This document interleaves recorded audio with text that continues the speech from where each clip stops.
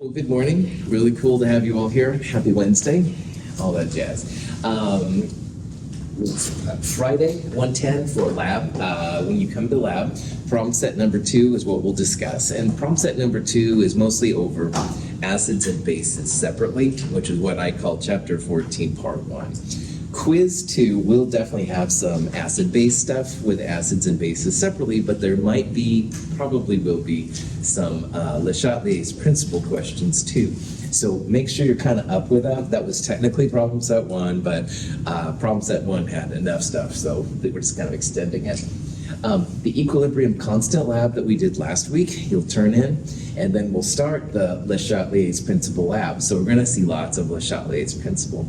Le Chatelier's principle is really helpful to us all the way to the end of Chem 223. So I keep bringing it up because it helps everybody that's a chemist and stuff like that. Any questions on anything? Sweet. So on Monday, we were talking about this example. Now, chapter 14, part 2 is where acids and bases are mixed together. And kind of the learning goal, if you will, of that section is that you can calculate the pH of any combination of acid and base, all right? And there's some cool rules to do it. But in order to figure out how those rules work, we need to talk about buffers. And buffers use something called the common ion effect, which is what we're going through right now.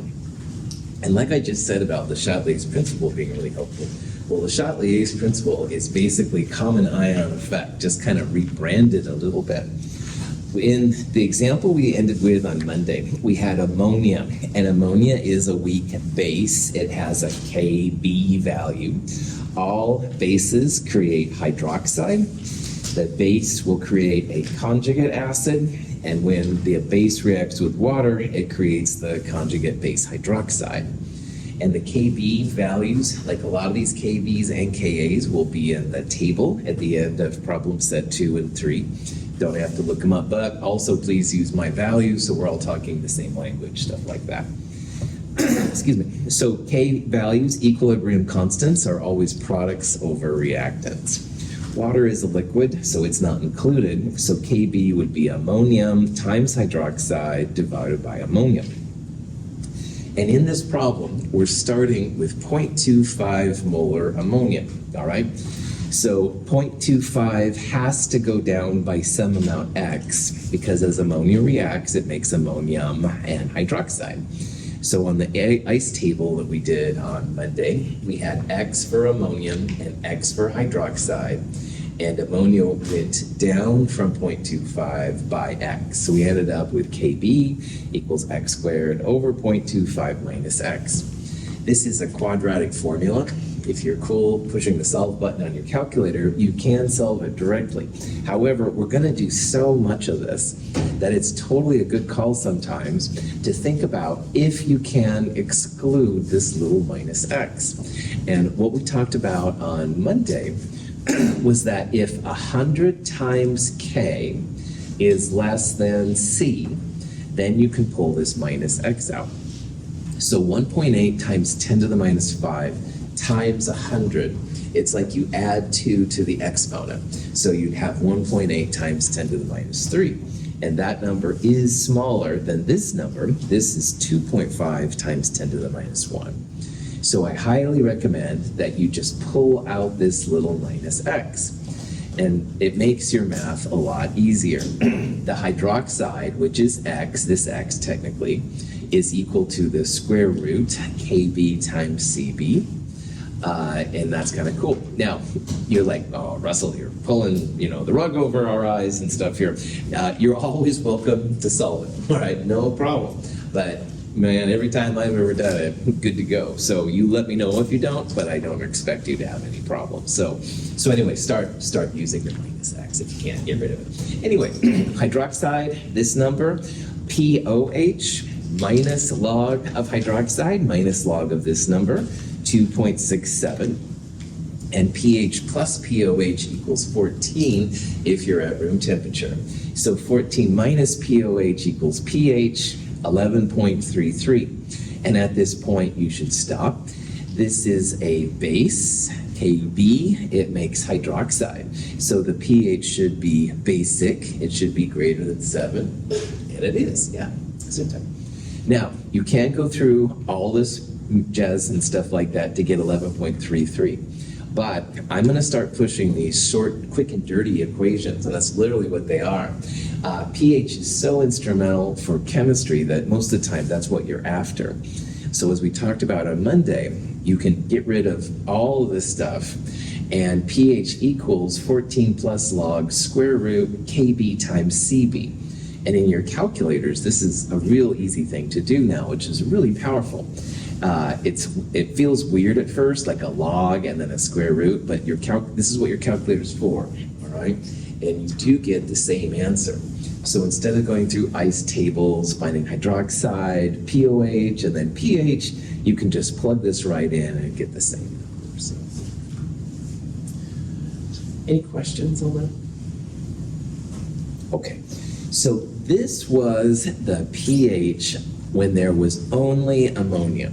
All right, we haven't done anything with the ammonium chloride yet, all right? So when there's just ammonia, the pH is basic, all right? It's not super basic like a strong base, but it's definitely greater than 7, so it's gonna be basic, stuff like that.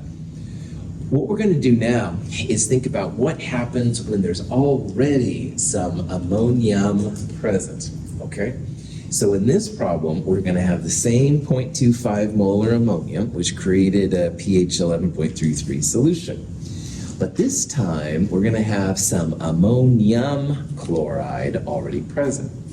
Now, chloride is one of the ions that doesn't affect pH, but ammonium certainly does.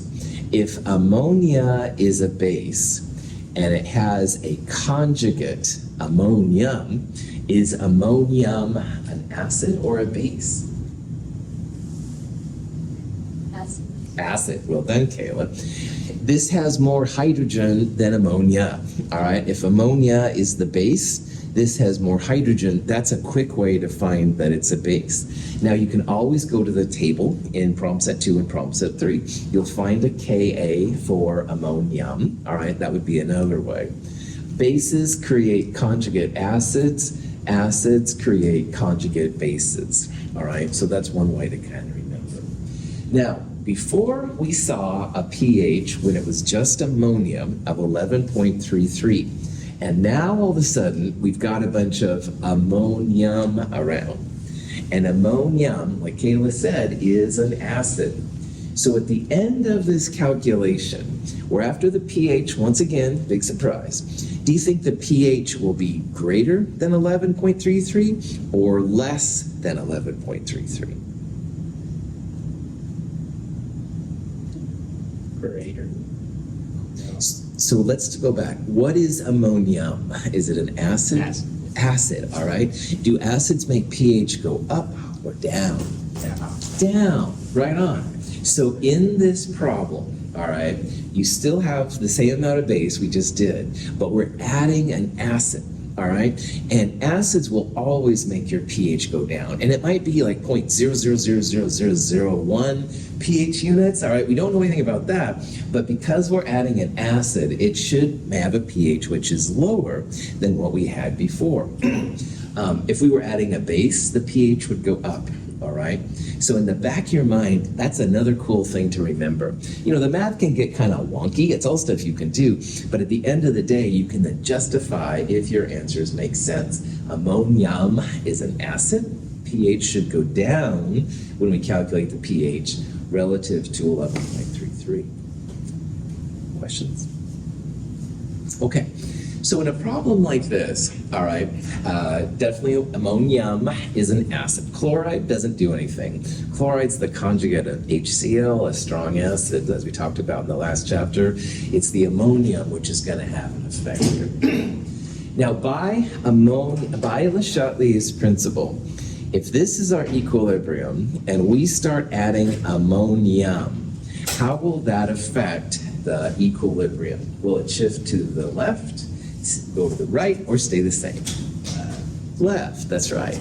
If you're adding something on the product side, adding always goes to the opposite side.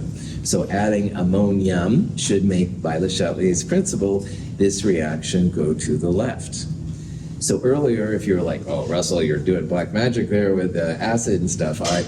Well, by moving it to the left, hydroxide is going to decrease because the hydroxide will also go to the left. We'll have less hydroxide. But hydroxide times hydronium is always equal to Kw. So if hydroxide's going to go down a little bit, hydronium's going to go up. So your acid will go up. That's going to make the pH drop, all that kind of stuff. So what you can do on a problem like this is, again, set up an ice table. Ammonia is the only reactant, don't include water. Ammonium and hydroxide are your products. The difference is, though, now, in the last example, we had a 0 there for ammonium. And both of those went up by x. That's where the x squared part came from. But in this problem, we already have some ammonium, all right? 0.10. We don't have any hydroxide, we'll assume. Now at equilibrium, the last row right here, everything has to be a positive number, all right? So you don't want to have like a negative x, or you wouldn't want to have 0.1 minus 0.25, something like that there, all right? All of those values have to be positive. K values are always greater than 0. They might be really small, but they always will be positive numbers. So at equilibrium, you'll still have 0.25 minus x for ammonium, because some of the ammonia will be used up to make hydroxide. Hydroxide's not going to be a 0 or negative number. And ammonium will go up too, because again, you have to have some hydroxide. So let's say this number was 0.5, bigger than this one. It would still increase by x in order to make a little hydroxide. So you have to have positive things for the equilibrium line there all the time. Any questions on that? Okay. So like before, this is a Kb expression, that 1.8 times 10 to the minus 5. So we'll set it up again, 1.8 times 10 to the minus 5. Now, hydroxide is x, ammonium is 0.10 plus x, and ammonia down here is 0.25 minus x. Now again, at this point, if you've got the solve button, you can go crazy and set this up. One unknown, let it equal. You're going to have x squared, all that kind of jazz. And honestly, that's totally cool. However, x is the amount of hydroxide. And earlier, we saw that 100 times k was less than c. So we ignored this little minus x because we said it wouldn't affect the 0.25 number. Well, in the presence of acid, x is going to be even smaller, because remember, adding ammonia makes this reaction shift to the left. So the hydroxide is going to be even smaller than it was before. So I know it feels kind of like you're cheating, at least it still does to me, but we're going to assume in this next step that not only is minus x small relative to 0.25, we're also going to assume that plus x is small next to 0.10. So both of these x's right here, pull them out. We're going to assume, once again, that ammonium, an acid, is going to make this reaction go to the left by Le Chatelier's principle. X is going to be even smaller than it was when it was just ammonia, and it was already small enough we could pull it out. So for all of these reasons, let's pull the minus x out and the plus x out. Is that back on? Or off, I mean. John's over there looking, oh, Russell, you're doing some black magic here, man. You're doing card tricks on us and stuff like that. All of you are welcome to go back and do the full quadratic. I'm trying to save you time. I know, you're fascist chemist, all that stuff. But anyway, seriously, these are all techniques that will hopefully save some time and button pushing and stuff like that. But if you don't believe me, man, knock yourself out. Go back, hit the solve button. Good to go. Drop that back on. All right. So if we can pull out both the plus x and the minus x, all right, then we really just need to solve for x here. And x is going to be Kb, which is 1.8 times 10 to the minus 5.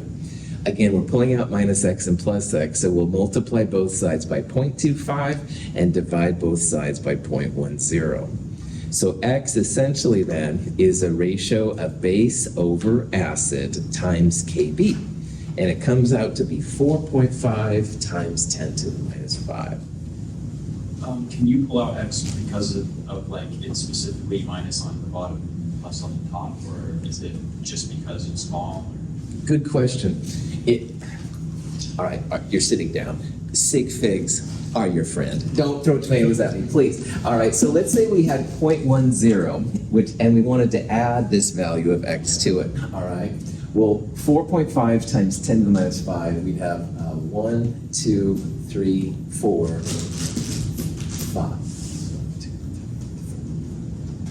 Wait a minute. 1, 2, 3, 4. Yeah, that would be it, okay? And John, if you add these together, when you add and subtract sig figs, you always want to cut numbers off at the largest doubtful digit. And the 0.10 stops at the hundredths, tenths, hundredths, and this one is way out there. So by sig figs, when you add these together, you would literally cut it off at hundredths. This is between 0 and 4, so you wouldn't round up. So it's so small, it didn't make a difference to the number. And one of the themes we're gonna keep remembering this is, like, if you have 10 to the 22nd and you add 1, it's still 10 to the 22nd, it's too small. This is an example of that, not quite that extreme. This number is so much bigger than this one, and we don't know that many sig figs anyway, that, anyway, the answer is just itself, basically. Cool question. You do the same thing when you subtract it too. So it's just because, John, it's more about these numbers are so big relative to x and stuff. So that's good question. Other questions? All right. So hydroxide, 4.5 times 10 to the minus 5, super small relative to 0.10 or 0.25. So it was totally fine to ignore it. And sig figs, your friend, may be a little extreme, but anyway, they do allow it definitely to happen with no problem. So. All right. Minus log hydroxide gives POH. So minus log of this thing gives 4.35, and pH is 9.65. And at this point, you should stop and think about if 9.65 makes sense relative to the pH of the pure ammonia. And in the last example, when we had pure ammonia, all right, the pH was 11.33. And then we added some ammonium, an acid, all right, and the pH definitely went down because, again, adding acids will make your pH drop. Likewise, adding base would make your pH go up, okay? So definitely the pH has gone down, and that makes sense. This is what they call the common ion effect, and you're adding something to an equilibrium where it's already present. So when we did 11.33, the ammonium and the hydroxide were both equal to X, a small number. Then we added ammonium, so we bumped up the ammonium concentration, and the net result was that the hydroxide went down. Acids will drop your hydroxide, so you end up with a more acidic pH at the end. So the common ion effect is basically you've got an equilibrium, you're adding usually a product, usually the reaction then will go to the left. You can think about Le Chatelier's effect on the pH and stuff like that. Yeah. And you can still cheese this problem by doing pH equals 14 plus negative log Ka times K. I am going to give you a cheese equation here, and it's my favorite equation. I am called the HH guy on campus, but I haven't introduced the Henderson-Hasselbalch yet, but oh yeah, it's coming. The reason we couldn't use the other one, Clifford, is that minus log or 14 plus log square root KB times CB, you definitely still have CB, but there is a little bit of conjugate acid, so it's a different cheese equation. It's coming. Cheese equation? I will discuss the cheese equation here in a little bit. It's my favorite equation, G, of all time, but I would argue that I got kind of an academic fight with one of my colleagues. That would be mine too. Yes. Henderson-Hasselbalch. Enough said. All right. get too excited here. We'll talk about HH in a little bit, I promise. Questions on, besides cheese? Okay, makes me hungry. All right, good. All right, so this introduces us then to the idea of what a buffer is. Now, when you have a strong acid and a strong base, they attack each other, all right? It's like, I always say cats and dogs, and that's really a bad reference, all right? But two things that just have an antithesis, matter and antimatter. Yeah, that's what I should say. But anyway, there are two things that attack each other, all right? They don't sit around, all right? They have product-favored behaviors, so they don't sit around. However, if you have a weak base and a weak acid that's a conjugate, like in the last example, or a weak acid and its conjugate base, they can coexist, all right? They're not as product favored, so they kind of chill out and kind of hang out. So buffers are something that the common ion effect uses all the time.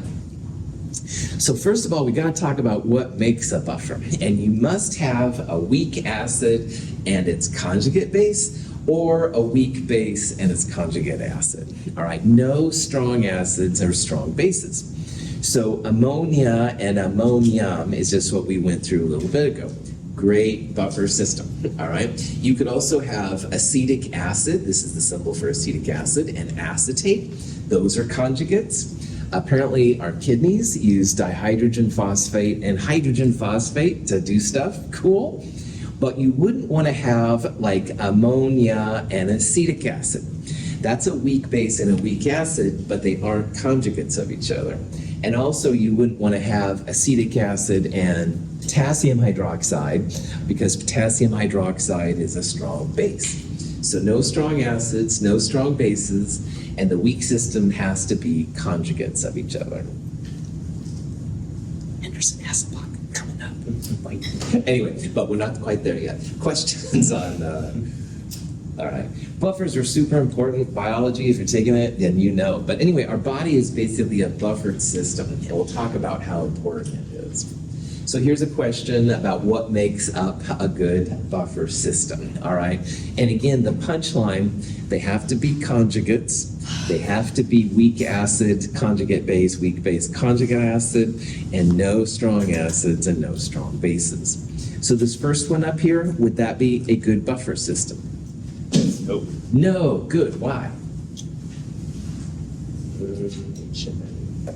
They are conjugates, like H plus and NO3 minus, and NO3 minus would be conjugates, all right? But what else is going on? What's up about HNO3? I think I heard it. Strong acid, good. Yeah, HNO3 is a strong acid, all right? So again, you've got to know your strong acids and strong bases. HCl is a strong acid as well, so that wouldn't work. Is KOH a strong base? Yeah. Yep, definitely. So this one has two negatives against it, flat out, all right?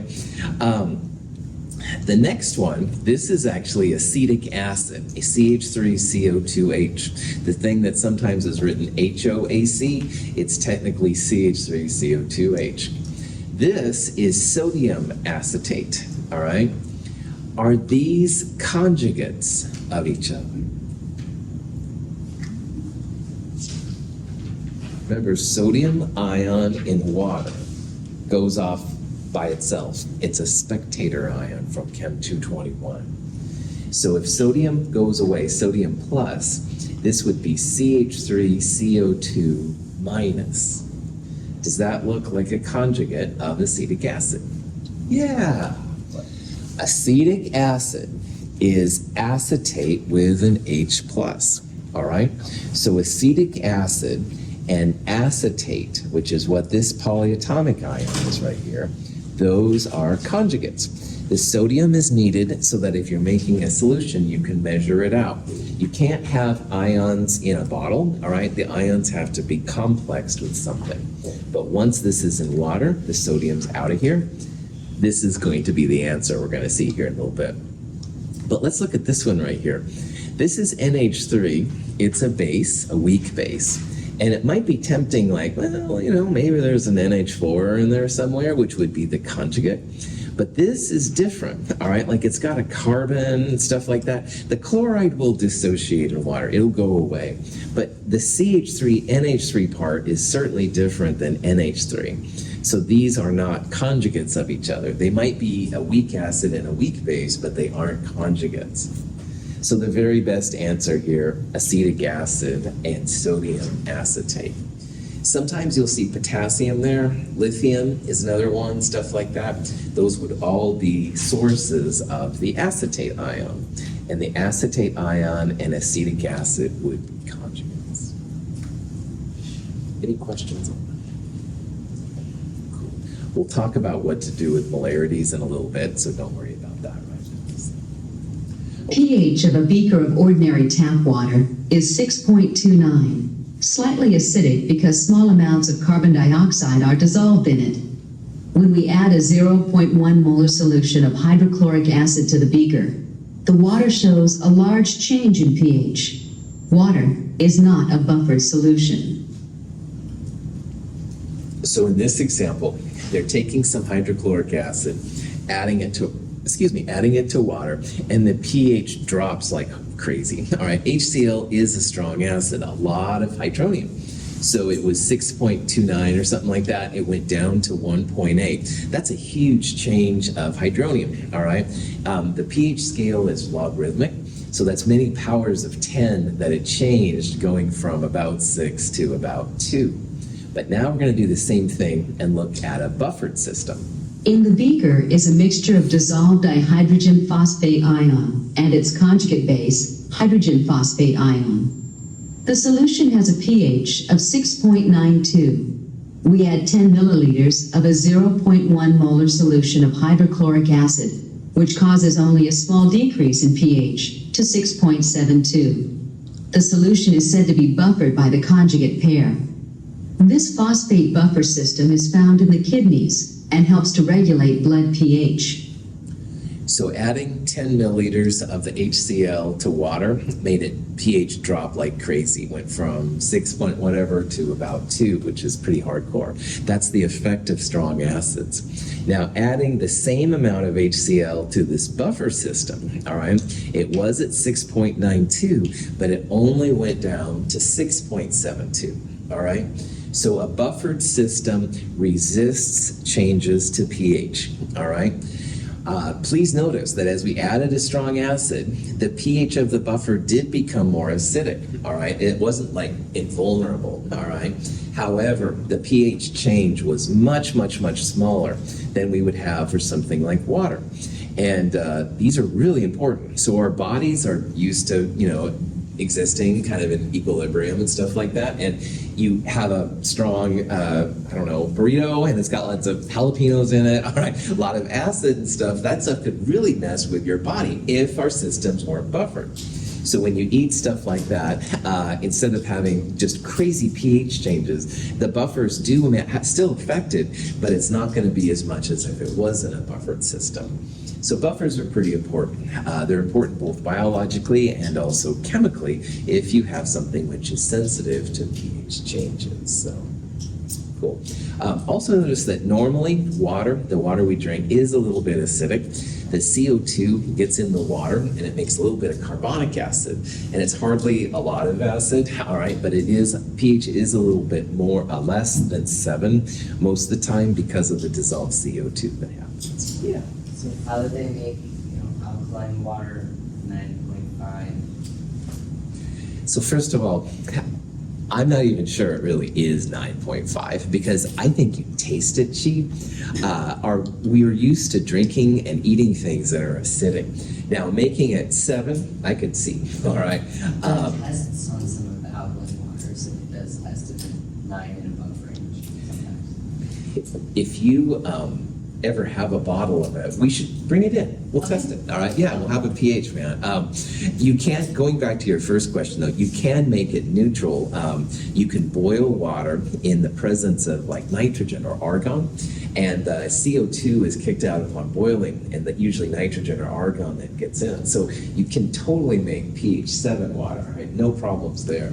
And if it was pH 7.5, yeah, I could maybe see that. But when they say they're like 9 and stuff, first of all, I think it would taste really weird, and second of all, does it really stay around? Maybe it does. I mean, I don't It know. definitely tastes different, Yeah.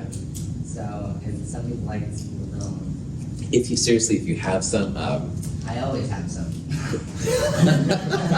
fair enough. All right.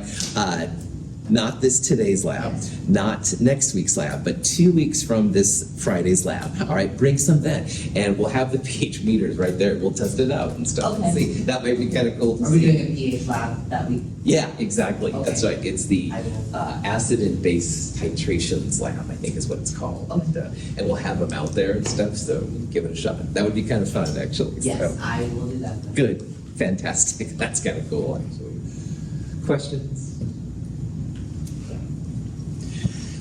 Buffers are really important in our bodies. Lots and lots of examples. I am not someone that knows anything about things that are living, basically, but really important. Down here is the CO2 example. CO2 in our bodies also makes it a little bit acidic and stuff, and there's different ways to take care of it.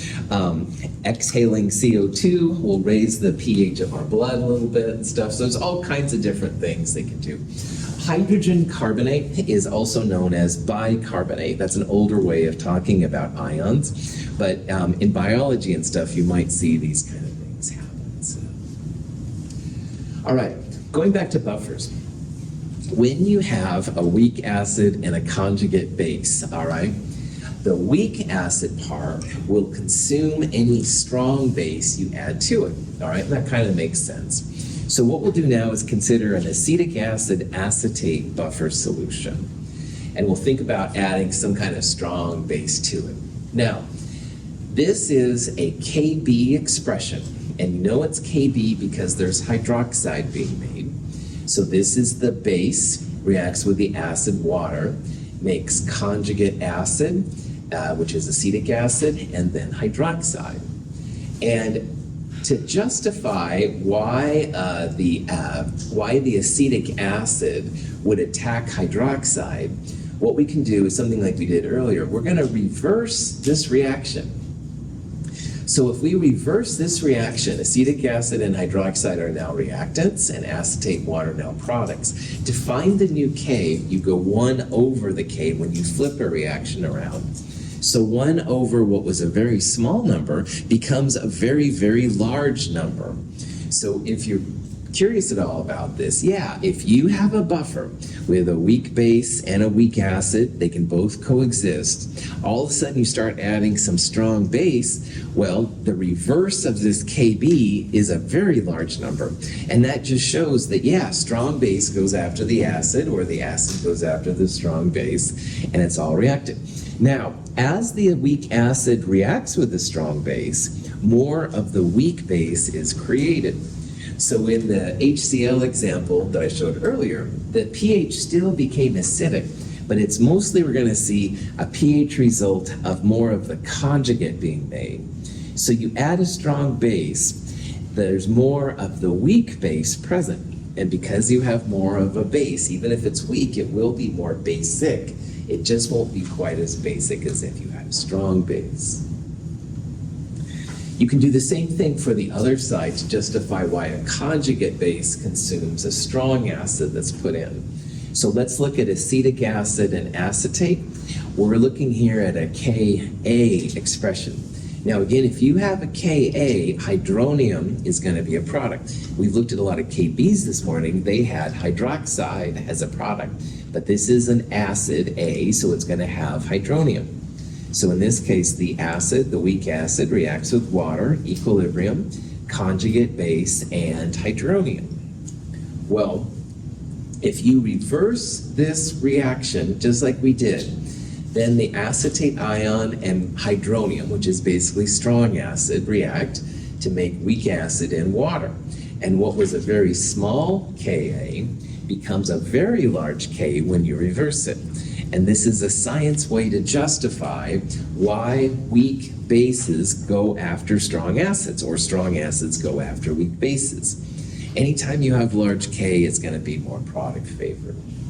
So these last two slides are just justifying when you have a buffer, why the weak acid is going after the strong base, or why a weak base will go after a strong acid. you end up with a very product favored K. In the process, you end up making more of the conjugate. So if the weak base is going after the strong acid, more conjugate acid is created. So your pH will show a change. It's just that the pH change from a weak acid much, much smaller than the pH change from a strong acid. Any questions on that? Okay. This is a visual way to represent kind of here what's happening. So initially in a buffer, these red and blue boxes will say represent the moles of the weak base and the weak acid. If you add hydroxide, a strong base, it's going to lower the amount of weak acid that's present. So you can see how the acid, the little red box gets smaller, like it goes up right here. But as much as it goes up, the base also increases by the same amount, because as the weak acid is used up, conjugate base is created. So the final solution then, after adding a strong base, will be more basic, but it's not as strong of a base pH change as if you had a strong acid. Weak bases just don't have the kick. This is the same thing for an acid. Strong acids are H3O plus creators. They'll go after the conjugate base, so you can see the base goes down. But as much as the base goes down, more of the weak acid is made. So you will have a more acidic pH upon adding a strong acid, but because it's from a weak acid, it won't be as pronounced as if it was straight strong acid. Questions? Okay. So here's a buffer system. What's the pH of a buffer that has 0.700 molar acetic acid and 0.600 molar acetate ion? So this is kind of like what we did with ammonia and ammonium earlier, but now it's acetic acid making acetate and hydronium. We'll need a Ka because hydronium is created. So in that table of acids and bases at the end of problem set 2 and 3, you can look that number up. Initially, acetic acid is 0.7 and acetate is 0.6. And initially, we're going to assume that hydronium is 0. So this has to go up by some amount x. So this will go down by x as it creates hydronium, and the acetate will go up by x. So this looks hopefully very similar to what we did before. And you can probably also imagine that the next step, we're going to pull the minus x and the plus x, because hydronium probably isn't going to be a super big number. So we can ignore the plus x and the minus x pretty well. If you do so, this problem becomes a lot easier. Ka, which was 1.8 times 10 to the minus 5, equals hydronium, x, times the base concentration, 0.600, divided by 0.700, all right? So it's like Ka equals hydronium times base divided by the acid concentration. And you have just one unknown, the hydronium, the x. So you can solve for the x. It comes out to be 2.1 times 10 to the minus 5, pH 4.68. Because this is a Ka expression, we would assume that the pH would be an acidic pH. It is, all right? You can, if you don't like pulling out minus and plus x, you can throw it in your solve button or do the quadratic. Any questions on that? Okay, so for this buffer system, we would have a pH of 4.68, and that's kind of cool. But scientists looked at this for a long time, and they realized that if the concentration of the weak acid in the conjugate base, or the weak base as conjugate acid, is pretty small, then for acids anyway, hydronium will equal the concentration of the acid over the base times Ka. So earlier, I had an expression, it was Ka, and that equaled hydronium times base divided by acid. If you rearrange this a little bit, this is what you get. And why this is cool is, this is just a little simpler. Hydronium is acid over the conjugate base times Ka. And you can also do the same kind of thing, by the way, for hydroxide, for bases. So hydroxide would be the base over the conjugate acid times Kb.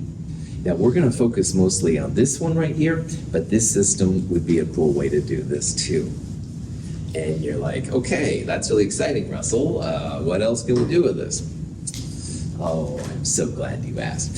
First of all, one thing that's really cool about the way that these are written is that hydronium, if we're looking at this expression, hydronium depends on two quantities, all right? Hydronium depends on Ka, so as Ka goes up, you're going to have more acid, but it also depends on the ratio of the acid to the conjugate base. So when you think about what makes hydronium bigger or smaller, you can think about it as being definitely affected by Ka, as well as the ratio of acid to base. And you can do the same thing over here for hydroxide. Hydroxide depends on Kb, also the ratio of the base to the conjugate acid. But think about that. That'll be important to us here a little bit. Hydronium, if you look at the left, hydronium just depends on Ka and the ratio of the acid to the base. Well, if you take the negative log of both sides here, negative log hydronium is pH.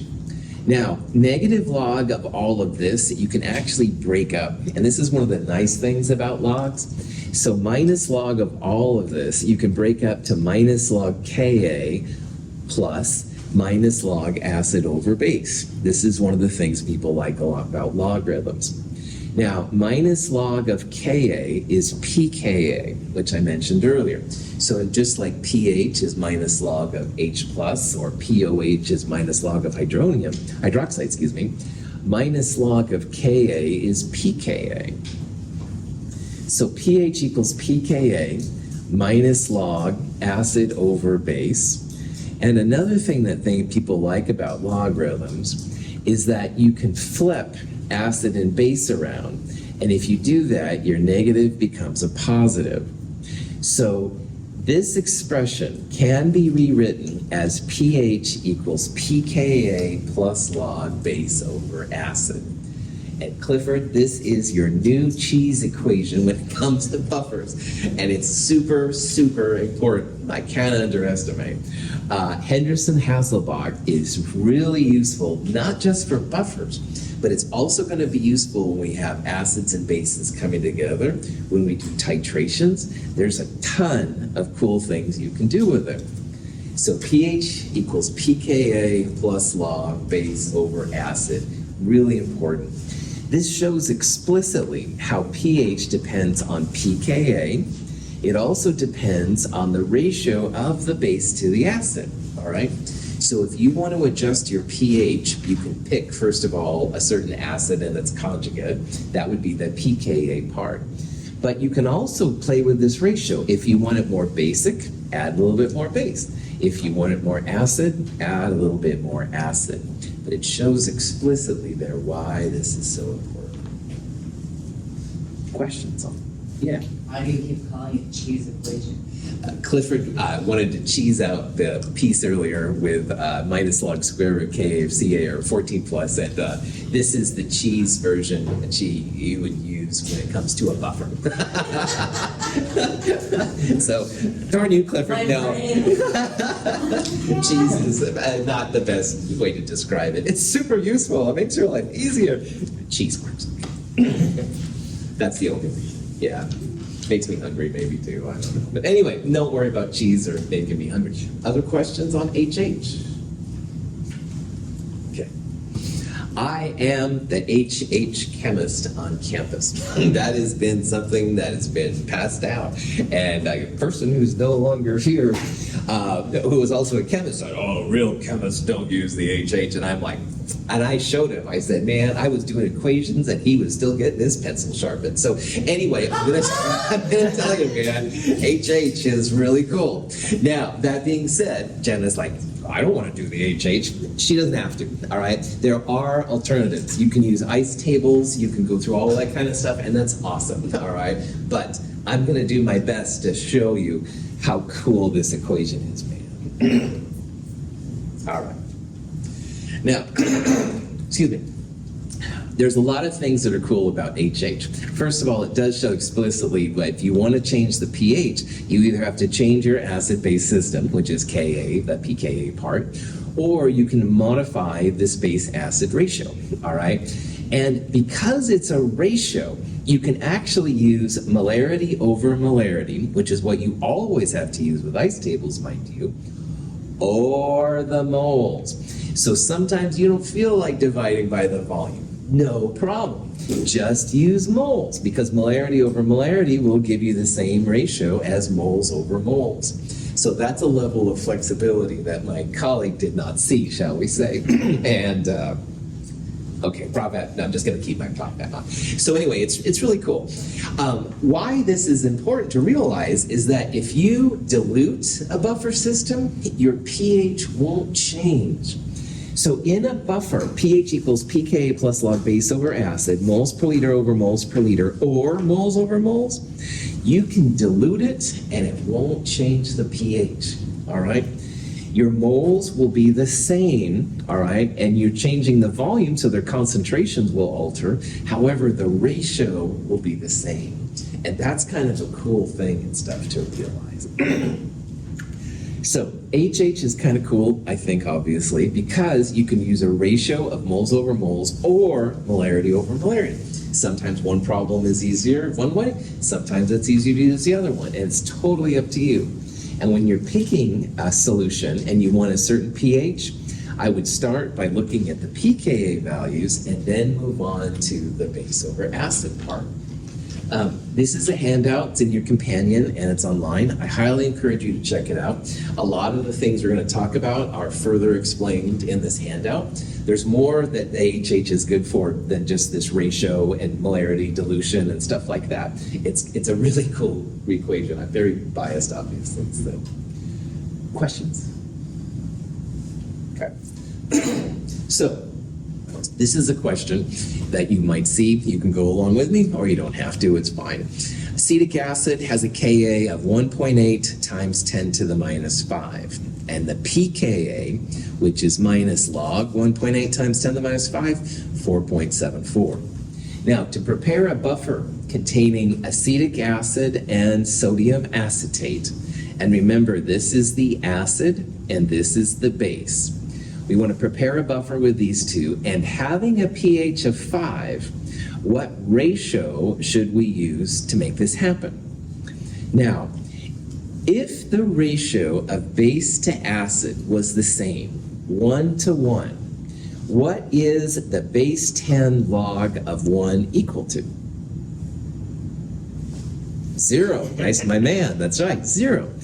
If the ratio is the same, you get log of 1, and log of 1 is 0. So if the ratio was the same, pH and pKa would be the same. So your pH would be 4.74 if the base and acid ratio was the same. So 1 to 1 is not going to happen here. We want a pH of 5. We would get 4.74 for the pH if the ratio was 1. Questions on that part? Okay.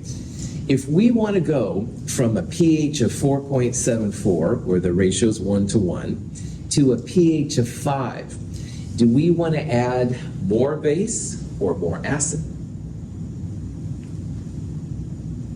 Base. Yes, that's right, exactly. Public enemy was wrong. pH, how low? No, pH is high, right? Yeah, stupid reference. pH is going to be bigger. More base is going to make the pH go up. So we're going to have more base relative to acid in this expression. To make it go from 4.74 to 5, we're going to need more base and relative to the acid. So if you look at all these numbers down here, this one right here, you would have more acid relative to the base, so that would be pretty wonky, all right? It's going to be one of these two. It's either 1.8 to 1 or 5 to 1, and this would be a time where probably your calculator would be the best thing to get it out. But on the other hand, what you can do, it's probably going to be the smaller one. And in this case, yeah, if you have a 1.8 ratio of base to acid, then you're going to be good. Now, to figure this out mathematically, you want a pH of 5, the pKa 4.74. So 5 minus 4.74 is 0.26. To get rid of this base 10 log, 10 to the x. So 10 to the 0.26, all right, is the ratio of this number. You get 1.8, all right? And that is literally the base over acid ratio. And you can justify it once again by remembering, yeah, you add a base, it's going to become more basic. You're going from 4.74 to 5. It's a basic pH change. So you should have more base than acid. Question? Okay, we'll do more with the HH equation on Friday. Thanks for being here. Have a great day.